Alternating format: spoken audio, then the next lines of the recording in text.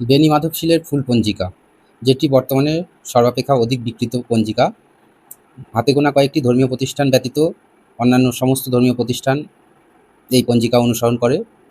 এই পঞ্জিকা অনুসারে 2026 সালের শেষ গ্রহণ, যেটি একটি আংশিক বা খণ্ডগ্রাস চন্দ্রগ্রহণ, ভারতবর্ষে অদৃশ্য এবং তথা বাংলাদেশেও অদৃশ্য, ভারত বাংলাদেশ উভয় স্থানে অদৃশ্য। এই গ্রহণটি হচ্ছে 28শে আগস্ট শুক্রবার 2026, বাংলায় 10ই ভাদ্র শুক্রবার 1433 বঙ্গাব্দে। এই গ্রহণের এই যা সময়সূচি তা ভারতীয় প্রমাণ সময় অনুসারে এখানে উল্লেখ করা রয়েছে। বাংলাদেশের সময় এর সাথে মাত্র 30 ঘন্টা 30 মিনিট সময় বা আধা ঘন্টা সময় যোগ করে নিতে হবে। যেমন গ্রহণের স্পর্শ বা আরম্ভ এখানে দিবা 8টা 4 মিনিটের উল্লেখ রয়েছে, বাংলাদেশে সেটা হবে 8টা 34 মিনিটে। বাংলাদেশের সময় 30 মিনিট এর সাথে যোগ করতে হবে। গ্রহণ মধ্য দিবা 9টা 43 মিনিটে, গ্রহণ মোক্ষ বা সমাপ্তি দিবা 11টা 22 মিনিটে, গ্রাসমান 0.935, উপচ্ছায়া স্পর্শ বা প্রবেশ দিবা 6টা 52 মিনিটে, উপচ্ছায়া মোক্ষ বা ত্যাগ দিবা 12টা 33 মিনিটে, গ্রহণের স্থিতি 3 ঘন্টা 18 মিনিট।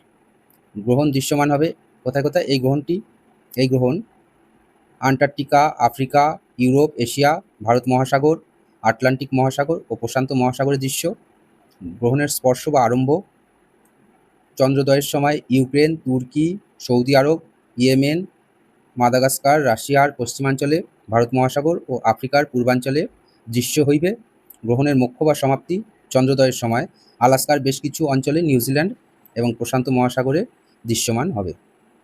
যেহেতু এটি অদৃশ্য গ্রহণ, ভারত বাংলাদেশে এর কোনো দৃশ্যমান যেহেতু হবে না, তার জন্য এর কোনো ধর্মীয় বিধিনিষেধ থাকে না, পাকপাত্র পরিত্যাগের কোনো প্রয়োজন হবে না। এখানে নিচের গ্রহণটিতে সেটা উল্লেখ করা আছে। এর পরবর্তী গ্রহণ যেটা হবে সেটা ইংরেজি 2027 সালে হবে। 27 সালে 6ই ফেব্রুয়ারি শনিবার দিন পড়বে। সেটাও একটি অদৃশ্য, ভারত বাংলাদেশে অদৃশ্য বলয়গ্রাস সূর্যগ্রহণ হবে। সেখানে নিচে ব্র্যাকেটে লেখা আছে যে অদৃশ্য গ্রহণে পাকপাত্র পরিত্যাগের বিধিনিষেধ নেই। গ্রহণ সংক্রান্ত সমস্ত তথ্য নিয়মিত পেতে চ্যানেলটি সাবস্ক্রাইব করে রাখুন। সেই সাথে ভিডিওটি লাইক, কমেন্ট ও আপনজনদের মধ্যে শেয়ার করতেও ভুলবেন না।